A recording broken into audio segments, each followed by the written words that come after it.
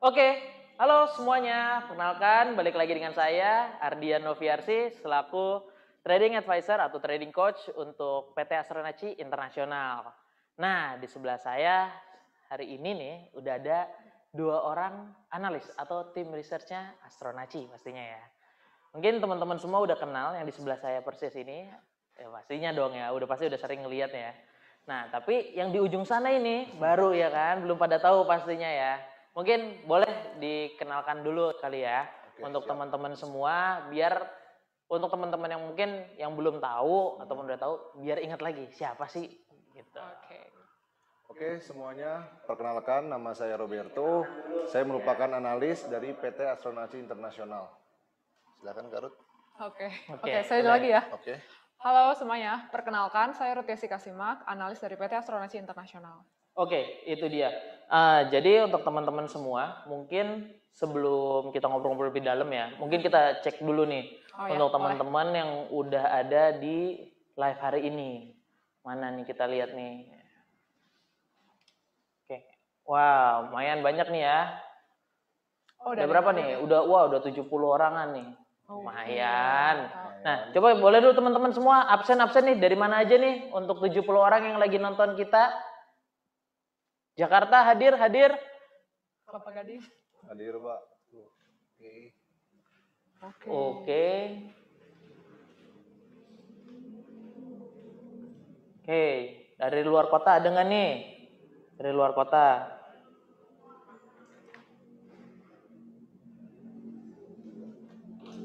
Oke. Udah makin banyak nih, Nov. Mungkin banyak ya? Iya. Wih, mantap juga nih. Berarti, wah pada semangat nih. Kayaknya gara-gara ngeliat Kak Ruth cantik nih kayaknya pada semangat nih. Atau mungkin karena ngeliat Kak Roberto. Aduh. Mungkin sebelum kita mulai nih ya, kita sambil lihat-lihat dulu nih. Wah, dari mana aja tuh? Wah, Kalimantan. Wah, ada Semarang nih. Banyuwangi. Mantap. Banyak nih. Wah, dari mana lagi tuh? Oke. Jakarta. Tasikmalaya. Oh, mantap ini luar biasa ya.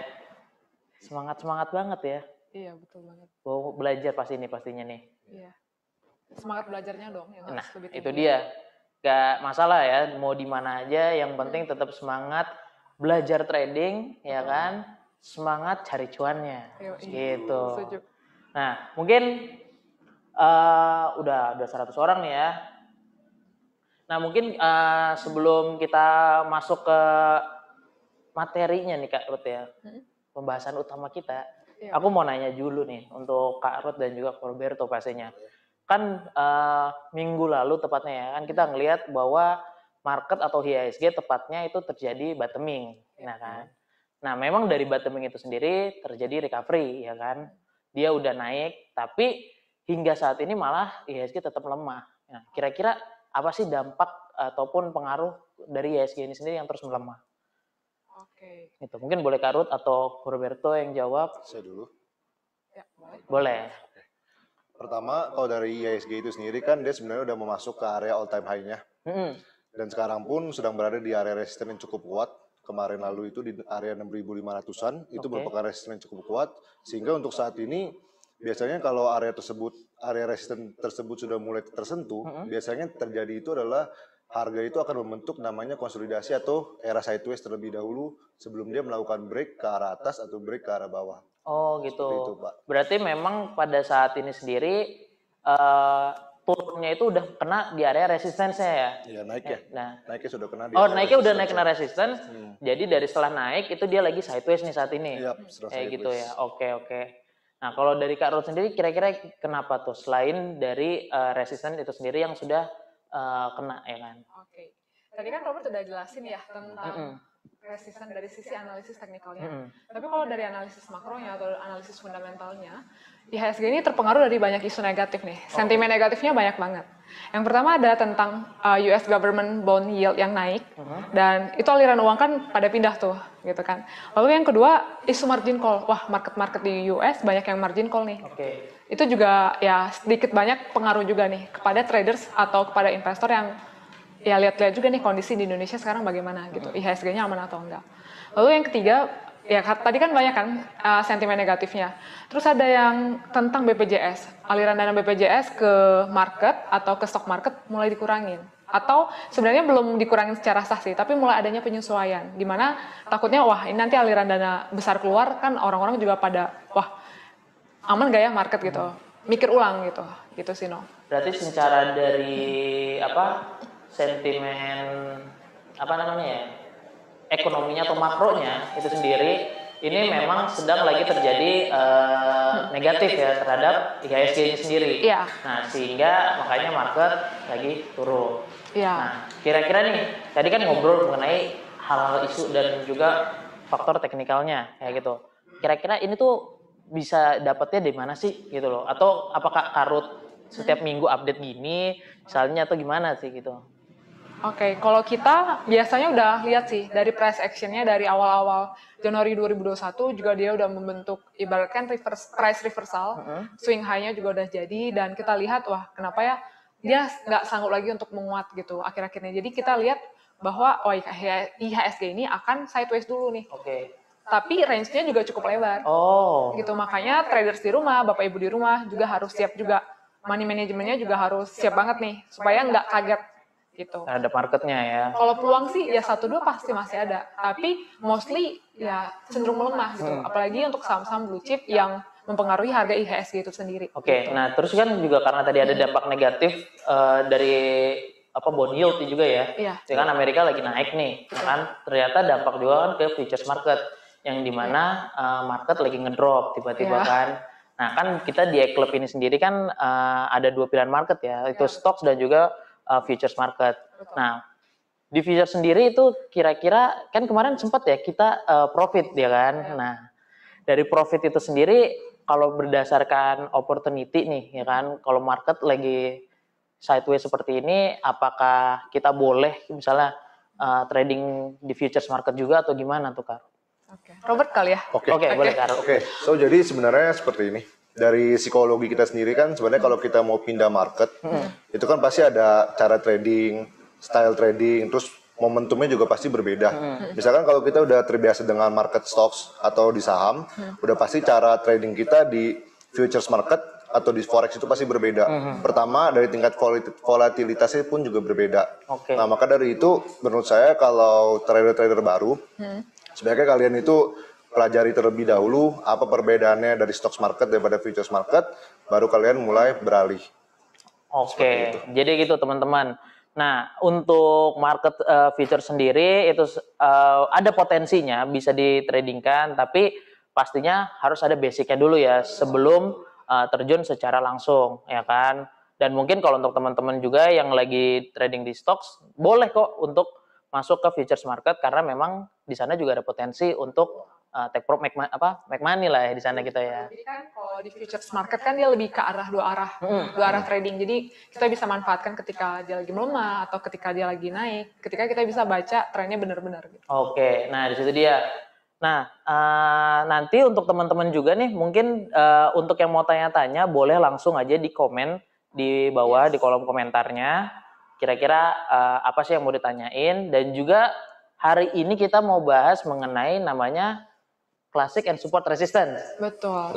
Nah, kira-kira dari materi minggu lalu itu ada korelasinya atau ini benar-benar hal yang baru lagi nih Karun?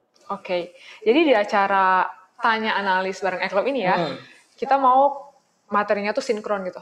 Ya, terstruktur lah. Kalau misalnya kita mau jadi trader, ya kita juga harus nikmati prosesnya. Gak ada yang namanya trader instan. Oke, betul banget Karun. Nah, jadi mungkin tadi kan tanya analis bersama Eklub Academy ya. Tunggu aja tiap minggu. Nah, benar untuk semua teman-teman semua emang lagi mau belajar atau lagi mulai belajar, pastiin terus cek video-video kita di Astronaci.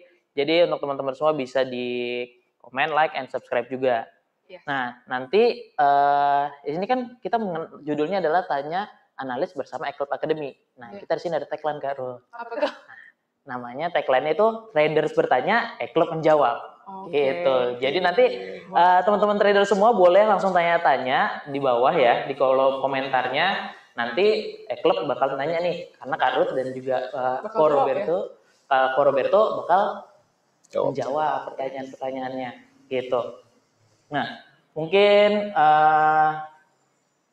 langsung aja untuk kita masuk materinya kali ya Kak Ruth ya, biar nggak lama-lama juga. Teman-teman kayaknya udah pada ngumpul nih Kak Ruth, udah lumayan banyak. Ya, udah lumayan banyak ya. Oke. Saya slide share dulu ya Bapak Ibu ya. Di share dulu aja Kak Ruth. Oke, udah kelihatan semua ya teman-teman? Oke. Slideshow-nya. Oke. Nah, hari ini kalau di eClub kita nggak hanya dapat sinyal nih, tapi kita juga bisa dapat edukasi. Edukasi banyak sih. Kalau saham ada fundamentalnya juga, ada teknikalnya juga. Tapi kita lebih fokus kepada untuk trading ya kita gunakan analisis teknikal. Salah satu cabangnya adalah super resistant. Nah, mungkin banyak dari teman-teman semua atau Bapak Ibu di rumah yang udah tahu super resistant ini ada apa aja. Tapi Bapak Ibu bisa melihat bahwa ada loh macam-macam support resistant dan bagaimana sih cara kita menggunakannya dengan tepat dan benar. Bukan hanya nunjuk, oh satu area ini resisten, satu area ini support, ya udah asal aja gitu. Dan belum tahu sebenarnya ini support kuat atau enggak ya gitu. Nanti Ko Robert kasih ya contohnya. Oke, kita masuk. Tadi kan ya Koko Arnov Koko Arnov bilang, oh IHSG lagi sideways, itu kenapa? Ya sentimen dari fundamentalnya ada, makronya ada, atau teknikalnya pun ada gitu. Apakah kita baru melihat baru-baru ini? Ya enggak juga gitu. Tapi kita lihat udah dari awal-awal 2021 kita udah lihat Bapak Ibu ya, untuk IHSG terbatas penguatannya dan lebih membentuk pola sideways. Tapi sideways-nya ini cukup dalam range yang lebar gitu. Nanti kita akan lihat di gambar berikut ini. Coba Bapak Ibu lihat, semuanya diperhatikan ya. Di sini ada area classic resistance, ada 2 classic resistance, dan ada classic support di sini. Oke. Nah, Bapak Ibu bisa lihat bahwa sebenarnya support ini apa sih? Dan resistance ini apa? Kalau Bapak Ibu lihat di gambar, pasti Bapak Ibu bakal bilang, wah itu batas atas. Kalau support itu batas bawah. Gitu. Itu benar, tapi ada makna di balik namanya support, namanya resistance itu lagi. Oke. Nah, tadi kan kita bilang, wah IHSG lagi sideways, di mana kita hanya bisa memperoleh profit, keuntungan ketika IHSG bergerak naik gitu, bukan bergerak turun. Kalau lagi turun atau sideways berarti keuntungan kita terbatas ya? Pasti. Ya, terbatas. Dan kita juga cukup harus melihat dan memantau market terus nih Bapak Ibu, ketika keadaannya lagi sideways. Dan lebih baik ya wait and see gitu, untuk saham-saham yang berkorelasi positif lah dengan IHSG. Nah, cara praktisnya yang bisa kita bilang kepada Bapak Ibu adalah, pertama, Bapak Ibu harus tahu nih, area kritikalnya itu di mana aja. Ketika saham atau IHSG bergerak dalam range sideways, atau area-area support resistance-nya. Dan yang kedua, Bapak Ibu bisa mempelajari. Ingat, tidak langsung pindah, tapi mempelajari terlebih dahulu ke market lain yang menyediakan opportunity, menyediakan kesempatan yang sama ketika mungkin satu market ini sideways dan satu market yang lainnya kita bisa ambil opportunity gitu.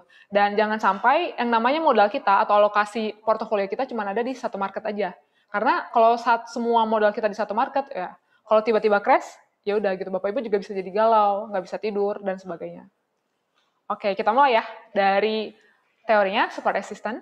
Pertama saya akan jelaskan tentang support. Oke, support ini apa sih? Support itu bukanlah area di mana harga itu selalu akan mantul gitu. Tergantung juga supportnya ada apa aja. Nanti akan dijelaskan sama Robert. Nah, support itu sebenarnya gini Bapak Ibu, untuk amannya, untuk benarnya gitu pengertiannya adalah area di mana harga itu tidak bisa bergerak lebih turun lagi, lebih jatuh lagi gitu. Dan biasanya support ini kita bisa bilang sebagai happy area. Karena kenapa? Terlebih di market saham. Ketika satu saham, pergerakan harga saham menyentuh area support, biasanya akan naik. Kalau harga sahamnya naik, ya pasti Bapak Ibu cuan dong. Jangan sampai nih harga saham kayak kemarin Oktober, Desember naik, tapi Bapak Ibu malah rugi. Kan itu agak berkebalikan ya. Dengan Bapak Ibu mengetahui area support ini, Bapak Ibu bisa tahu, oh ternyata ada reversal harga loh yang harus saya tunggui.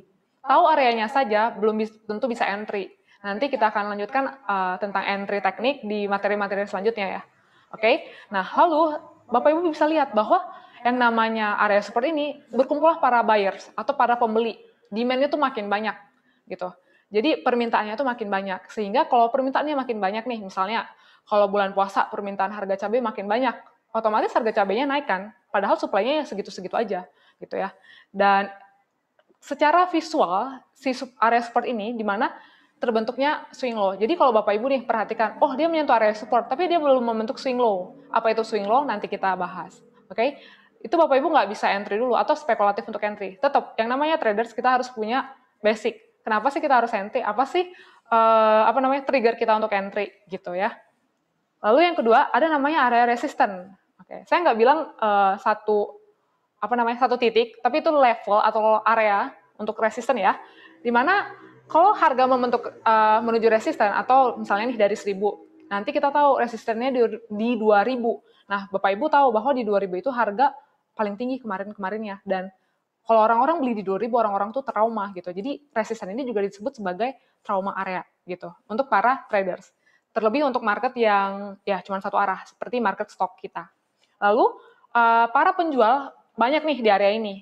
Karena kenapa? Supply-nya lebih banyak. Kalau misalnya harga cabenya makin banyak orang yang jualan, ya pasti harga cabenya makin murah dong. Gitu, lebarannya jadi nggak mahal dong barang-barangnya. Tapi kan jarang ya terjadi kalau lebaran.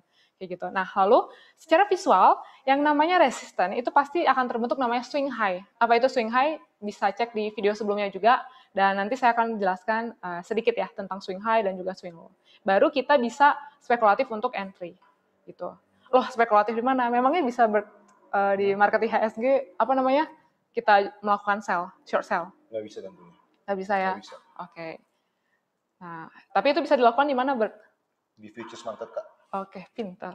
Nah, lalu support resistance ini nggak hanya terdiri dari satu arah saja, teman-teman. Jadi ada yang namanya klasik, dynamic, sama harmonic gitu ya. Lalu kalau di klasik ini, kita bagi dua. Oke, yang highlight kita adalah ini, minor dan strong. Dan kita di Ekelab mau pemahaman Bapak Ibu juga pasti teratur juga gitu pengenalannya. Jangan sampai langsung dikasih makanan yang keras, makanan yang susah. Kan Bapak Ibu juga susah juga ngunyahnya gitu. Jadi ini rangkaian. Nanti mungkin minggu depan ya, kita bahas dynamic, minggu depannya lagi bahas harmonik. Untuk latihannya Bapak Ibu yang kerjakan sendiri di rumah dan bisa cari-cari sendiri gitu ya. Ada yang namanya minor sama strong. Kalau minor itu apa, strong itu apa? Saya taunya biasanya cuma ya klasik, resistan, klasik, support aja. Tapi ternyata terbagi lagi loh. Dan di sini menjadi area awareness juga untuk teman-teman semua. Area minor itu adalah area di mana area support sama support sama resistannya itu mudah tertembus biasanya. Dan tidak perlu kita perhatikan terlalu detail gitu. Ya paling akan adanya perhentian sementara. Tapi ketika harga atau price action itu menyentuh strong support atau resistannya, wah harga itu pasti mengalami yang namanya price reversal. Apa itu price reversal? Ya tadi, pembalikan arah harga. Dari yang awalnya turun terus, ketemu strong support, jadinya apa, Pembalikan arah. Jadi naik ya? Iya. Oke. Kalau strong resistance berarti dari yang awalnya naik banget jadi? Turun kembali. Oke, good. Nah, mudah ya Bapak Ibu untuk Bapak Ibu mengerti. Dan sekarang saya akan bahas sekilas tentang swing. Ada namanya swing high, ada namanya swing low. Bapak Ibu bisa perhatikan gambar ini. Saya nggak akan jelaskan secara panjang lebar, tapi Bapak Ibu tolong perhatikan gambar ini dengan baik-baik. Jadi ini ada formasi swing high, ada swing high yang normal, ada swing high with inside bar. Bapak Ibu bisa lihat, dia dikatakan valid dan membuat satu pembalikan arah harga ketika dia break dari lowest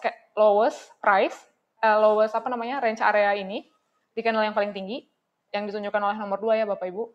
Oke. Nah, terlebih ketika dia membentuk swing high di strong resistannya, pasti itu sangat works gitu dan pasti akan ada pembalikan arah. Itu yang Bapak Ibu bisa manfaatkan untuk short sell khususnya di futures market. Lalu ada yang namanya swing low, sama formasinya dua juga. Ada yang normal kayak gini, yang digambar sebelah kiri, dan ada yang swing low with inside bar, seperti yang ada di sebelah kanan. Nah, Bapak Ibu bisa lihat nih, dia akan valid sebagai swing low dan membuat harga berbalik menjadi naik ketika dia apa? Ketika dia break dari batas atas, range pergerakan harganya di candle yang paling rendah, seperti yang ditunjukkan oleh candle nomor 2. Gini ya. Oke, nah di sini Bapak Ibu bahkan bisa lebih pede lagi. Sehingga traders, kamu bakal bisa lebih pede ketika kamu udah tahu nih bahwa basicnya tuh sebenarnya ya swing high, swing low, kayak gitu. Itu untuk basic sederhananya. Dan harus lulus dulu nih dari materi support resistance, baru bisa lanjut ke materi selanjutnya dan kombinasi gitu. Jadi jangan langsung terjun tapi nggak mau belajar dulu, oke? Oke, sekarang Robert ya. Oke, Kak. Oke, jadi semuanya ini merupakan salah satu contoh penerapan minor resistant. Kita akan membahas pertama kali pada chart, yaitu di sini ada chart USD Jepang Yen bila kita lihat seperti apa yang telah Kak Ruth jelaskan, bahwa kalau kita ingin mencari area resisten, kita harus menunggu sampai terbentuknya swing high yang valid. Seperti ini sudah ada area swing high yang valid. Dan kenapa ini disebut sebagai area minor resisten? Karena ketika harga membentuk swing high di sini, ketika dia melakukan koreksi ke arah bawah, kemudian dia di break dengan sangat mudah. Maka kita bisa disebutkan di sini merupakan sebagai area minor resisten. Nah, di sini juga ada area minor resisten juga, karena di sini merupakan area di mana area telah melakukan turning point ke arah bawah, dan kemudian melakukan yang namanya price reversal ke arah atas dan telah membentuk yang namanya swing high, atau di sini bisa kita bilang sebagai base, dan di sini akan menjadikan area tersebut sebagai minor resistance. Oke, kita lanjut ke contoh berikutnya. Di sini ada chart dari Euro USD. Di sini kita dapat melihat minor resistance seperti yang telah saya jelaskan pertama kali tadi. Pokoknya kuncinya sangat mudah untuk bagaimana menentukan tersebut sebagai minor atau strong. Kuncinya cuma kita lihat, yang pertama itu dia harus membentuk yang namanya swing high, membentuk yang namanya area base terlebih dahulu. Ketika dia melakukan pembalikan arah dan kembali untuk mencoba naik, area minor resistance itu harus dengan mudah ditembus. Itu bisa kita sebut sebagai minor resistance. Oke, selanjutnya ini merupakan contoh dari strong resistance. Untuk strong resistance sendiri, kita tahu bahwa dari arti strong itu berarti kuat. Jadi kalau strong resistance tersebut artinya dia merupakan area yang cukup kuat untuk menahan harga tersebut untuk bergerak ke arah atas, sehingga harga akan melakukan turning point atau price reversal ke arah bawahnya lagi. Lalu di sini kita bisa lihat, di sini merupakan strong resistance. Kenapa? Karena yang pertama itu sudah terbentuknya swing high. Yang kedua itu dia sudah ada namanya multiple rejection di area sini, ada 2 kali. Ada 2 kali rejection di area sini yang mencoba. Yang pertama kali dia mencoba naik, membentuk swing high. Yang kedua kali dia mencoba naik kembali, tapi terbentuknya rejection. Maka dari sini kita bisa sebut sebagai strong resistance, karena harga tidak mampu break daripada area resistance tersebut. Oke, kita lanjut untuk contoh yang kedua. Nah, ini kita bisa lihat, ini merupakan area strong resistance yang sangat kuat. Jika kita tarik garisnya ke samping, ini merupakan suatu area resisten. Jadi kita lihat kalau pergerakan harga bergerak dari bawah ke sini, ketika dia masuk ke dalam area strong resistance-nya, dia kembali melakukan turning point untuk mengambil demand yang cukup kuat untuk kembali naik kembali. Sehingga ketika dia mencoba kembali, karena ini merupakan strong resistance yang sangat kuat, harga tidak akan bisa break daripada resistance tersebut sampai ada area demand yang cukup terkumpulkan. Oke, kita lanjut ke minor support. Jadi dari minor support ini sendiri kita lihat hampir sama dengan minor resistance. Kita lihat bahwa yang pertama itu minor support itu bisa kita cari di area base-nya atau area konsolidasi. Yang kedua itu kita harus pembentukan yang namanya swing low yang valid, seperti yang sudah dijelaskan Kak Ruth tadi. Jadi kita lihat di sini mungkin ada area base yang terlihat. Jadi ketika area tersebut bergerak ke arah minor support, kemungkinan minor support akan melakukan turning point ke arah atas. Namun yang membedakan minor support daripada strong support itu adalah range-nya. Range turning point-nya itu biasa dari area minor support akan menghasilkan range yang lebih kecil dibandingkan strong support. Jadi sangat mudah bagi kita semua untuk mengerti bagaimana cara membedakan minor dan strong.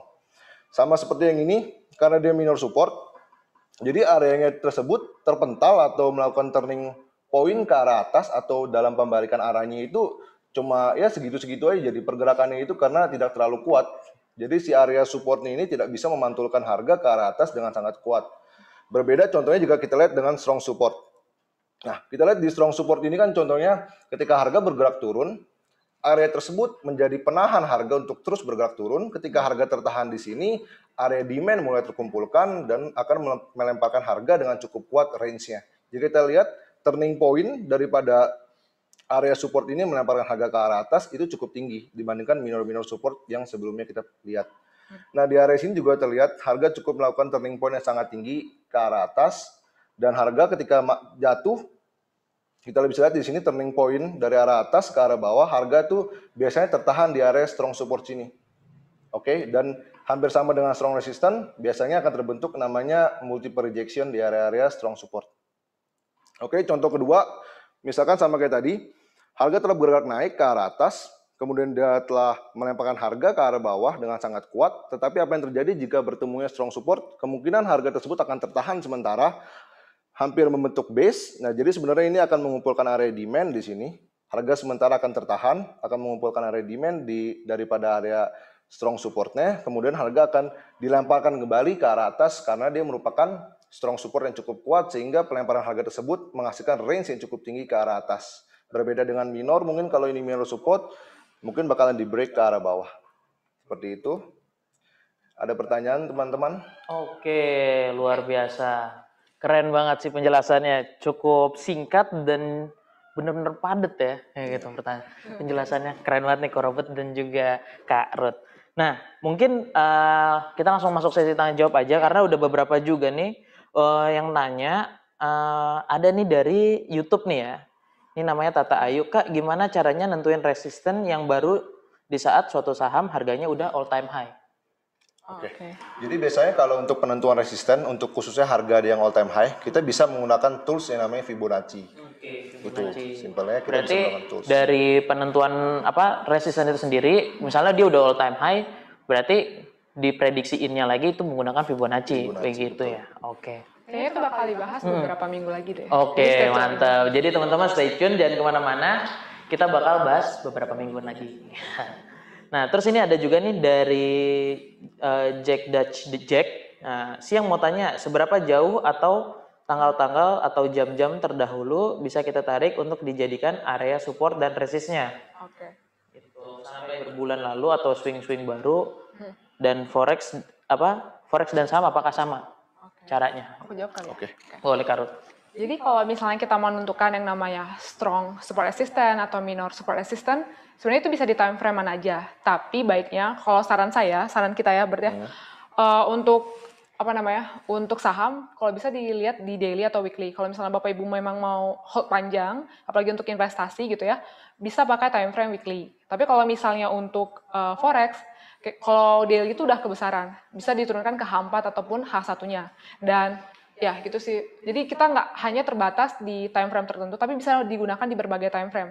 Tinggal kita lihat lagi mana ya area-area yang memantulkan harga atau yang membuat price reversal yang cukup signifikan dan kita bisa aware ke area-area tersebut. Mungkin ketika area itu terbentuk di awal kita nggak aware nih, ini jadi strong atau minor gitu. Tapi sering berjalannya waktu dan mungkin akan ada turning point berikutnya. Misalnya Bapak Ibu belum tahu nih misalnya area bulan lalu ternyata bisa jadi strong supportnya, dia naik, tapi kenaikannya tuh Bapak Ibu udah lihat tinggi banget gitu. Misalnya kalau kasus gold nanti kita lihat bottom yang sebelumnya di H4 kalau Bapak Ibu lihat, nah itu kan kita belum tahu apakah itu bisa jadi support yang kuat atau enggak. Tapi kita lihat nih keberjalanannya, kita teliti dulu, tapi kita tandai area awareness itu. Nah di situ Bapak Ibu bisa lihat bahwa kalau misalnya harga ada turning dari naik jadi turun, berarti dia nggak akan nih menyentuh area si strong supportnya atau akan susah nih, akan sulit dulu, akan mungkin tadi kata Ko Robert sideways atau membuat konsolidasi dulu kayak gitu.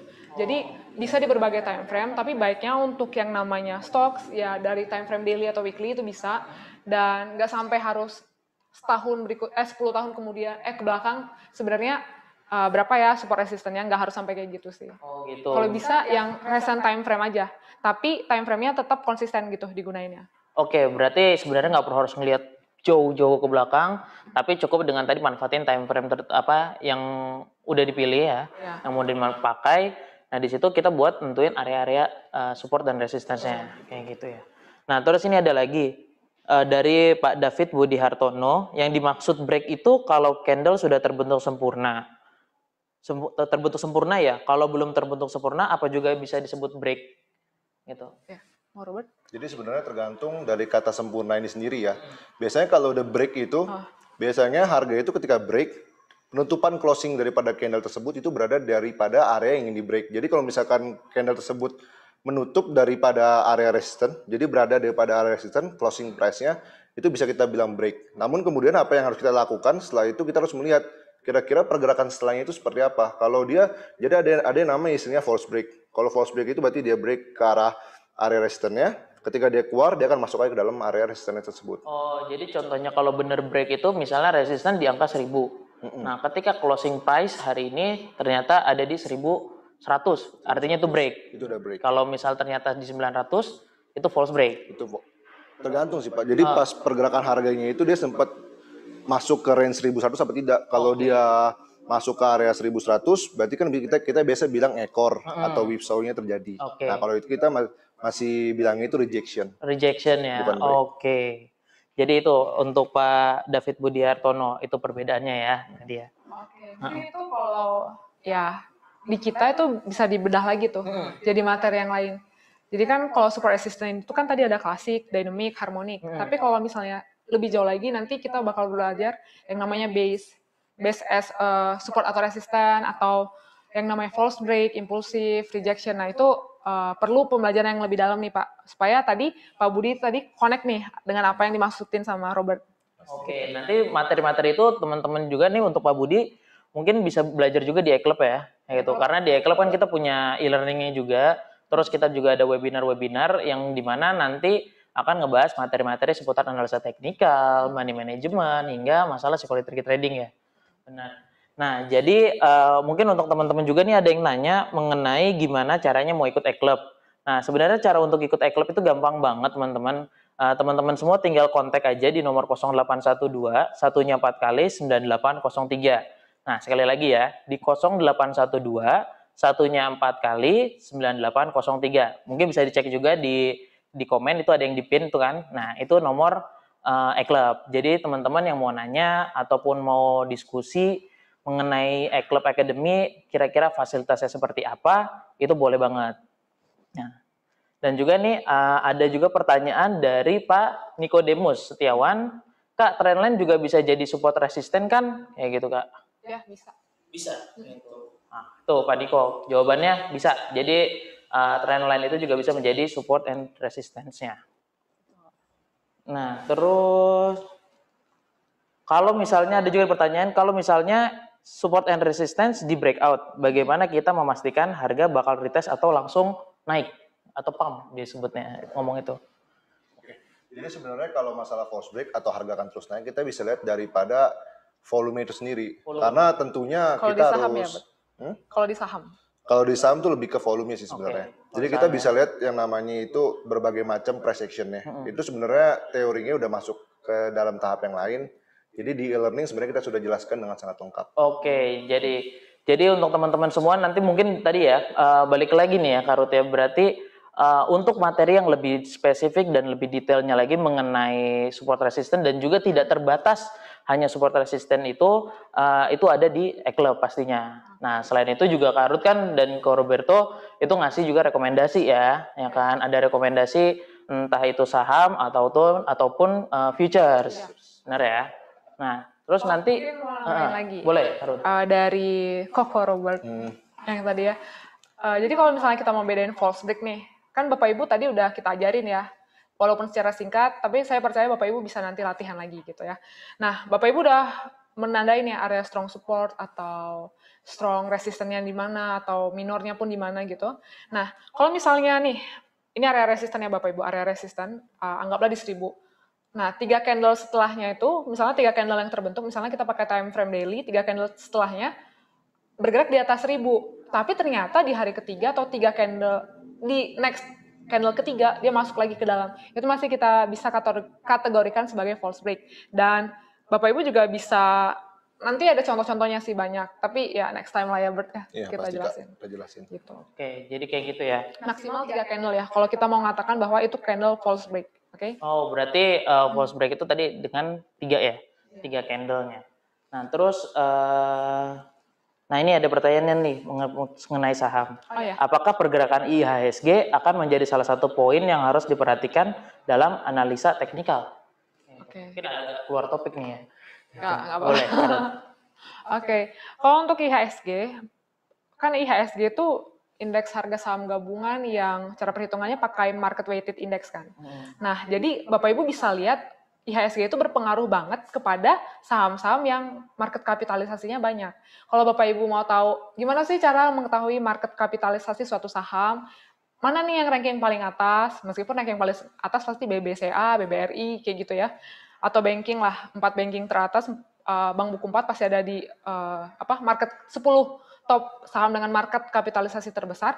Tapi Bapak Ibu juga bisa cari di platform trading yang lain sih. Di sekuritas Bapak Ibu saya juga percaya pasti ada, dan datanya juga di IDX juga bisa Bapak Ibu akses.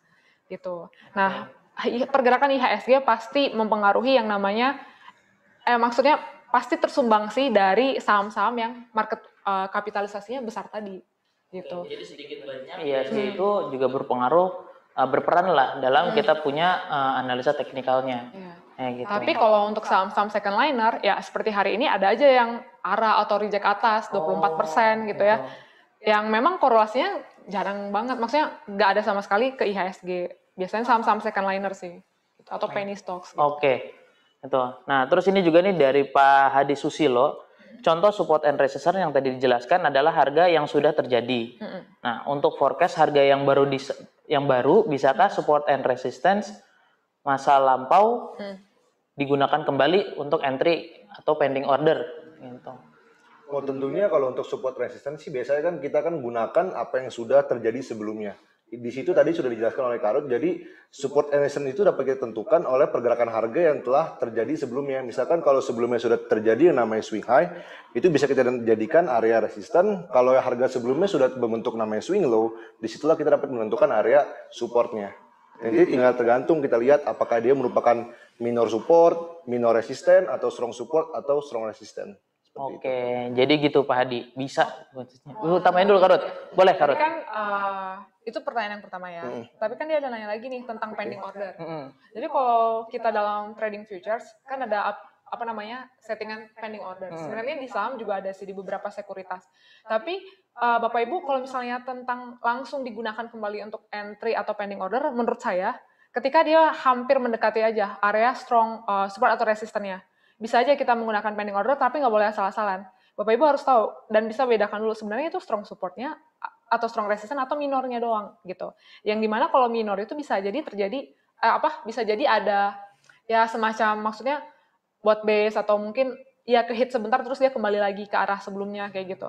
Jadi Bapak Ibu memang dengan mengetahui support dan resistance ini chance untuk kita profit itu lebih banyak karena kita bisa buy on weakness atau sell on strength gitu. Tapi kembali lagi tetap harus ada gejalanya dulu. Maksudnya tetap harus Bapak Ibu pastikan swingnya terjadi dulu. Karena jangan sampai Bapak Ibu asal masang pending order dan memang mungkin dia mau buat false break dulu, Bapak Ibu belum tahu gitu. Mending tunggu dulu aja. Baru ketika harganya udah, wah ini pasti swingnya terjadi, baru Bapak Ibu bisa pasang pending ordernya. Jadi nggak bisa langsung, tetap harus ada konfirmasi dulu. Oke, gitu. Jadi mungkin aku sedikit nambahin ya dari Kak Ruth juga ya untuk teman-teman semua. Tadi kan Kak Ruth sempat bahas mengenai buy on weakness atau sell on strength. Nah, jadi sebenarnya di E-Club ini juga Kak Ruth dan tim research itu membuat sebuah laporan mingguannya Kak Ruth ya. Namanya adalah IO Futures. Yang dimana untuk IO Futures ini sendiri merupakan adalah gambaran potensi market yang udah dipilih oleh tim analis, betul ya? Jadi sehingga nih teman-teman semua yang lagi trading atau bingung nih mau beli saham apa itu bisa menjadi watchlist teman-teman semua sehingga ada apa ya Kak Ruth bisa dibilang pegangan ya lah ya gitu dalam kita punya trading plan gitu. Nah mungkin juga untuk teman-teman semua karena kayaknya udah nggak ada yang nanya lagi nih ya gitu. Udah beberapa juga udah ditanyakan semuanya. Jadi mungkin kita masuk ke conclusion aja nih Kak Ruth ya. Jadi pada saat ini sendiri mengenai support and resistance adalah area-area yang bisa dijadi batasan ya tadi yang Kak Ruth dan Kak Robert juga berkatakan sehingga menjadi guideline dalam melakukan analisa teknikal pastinya. Dan juga untuk teman-teman semua mungkin yang ingin jauh lebih dalam lagi membahas ataupun mempelajari mengenai keilmuan dari astronaci ini sendiri bisa langsung bergabung dengan komunitas trading kita ya Kak Ruth ya, namanya E-Club Academy. Itu untuk teman-teman semua bisa langsung hubungin aja di nomor 0812 satunya 4 kali 9803. Nah di situ kita juga ada promo menarik mengenai E-Club gitu Kak Ruth. Jadi untuk teman-teman semua bisa langsung dihubungi. Gitu. Kira-kira dari Kak Ruth dan Kak Robert ada tambahan untuk teman-teman semua? Robert ada? Aku dulu ya. Bapak Ibu sebagai trader pasti Bapak Ibu ada proses. Gak mungkin jadi langsung cepat banget jadi trader profesional atau langsung tahu semua ilmu dengan baik, enggak. Tapi Bapak Ibu juga tetap harus latihan. Jadi materi hari ini, materi yang kita kasih di klub tetap itu hanyalah trigger. Selanjutnya ya Bapak Ibu sendiri yang latih dan lihat bener nggak ya, works nggak ya yang namanya klasik, yang namanya strong, yang namanya minor. Bapak Ibu sendiri yang harus latihan juga gitu. Kalau di sini kan kita nggak bisa ngoreksin ya, Iya, betul. kecuali kalau di klub ya ditanya Pasti kita bisa jawab. kita koreksi. Nanti bisa diskusi ya kalau di klubnya ya. Ya. Dari Robert gimana? Nah, kalau untuk saya sendiri sebenarnya saya tips untuk bagaimana cara kita menghadapi market sideways-nya ya. Oh ya boleh. Boleh kan ya? Pak? Boleh. Jadi sebenarnya kalau di market sideways ini tipsnya tuh mudah banget. Yang pertama tuh kalian atur dulu lah psikologi kalian sendiri. Kalian tuh jangan mudah panik. Kalau misalkan kalian lihat harga suatu saham itu turun-turun terus, jangan panik. Kalian sesuai sama trading plan yang udah kalian buat aja. Makanya kan di sini gunanya kita belajar itu untuk kita bisa membuat yang namanya trading plan. Jadi kalau kita udah percaya sama trading plan kita sendiri, ya udah kita stick to the plan aja. Yes. Jadi yang kedua itu mental kita. Jadi seiring kita trading di market itu kita akan secara tersendiri terbentuk yang namanya mental trading kita. Dan yang ketiga itu kita harus tahu di market sideways itu kan kocokannya pasti besar. Naik turunnya itu pasti cepat. Jadi bisa pagi naik, sorenya turun itu biasa. Jadi kalian kunci itu aja sebenarnya, jangan panik. Terus manajemen portofolio kalian diatur dengan baik. Oke. Nah, mungkin sekian dari kita bertiga nih ya. Dari saya Ardian. Saya Ruth Jessica. Saya Roberto Setia. Nah, kita undur diri di acara Tanya Alis bersama eClub Academy. Trader bertanya, eClub menjawab. See you. See you.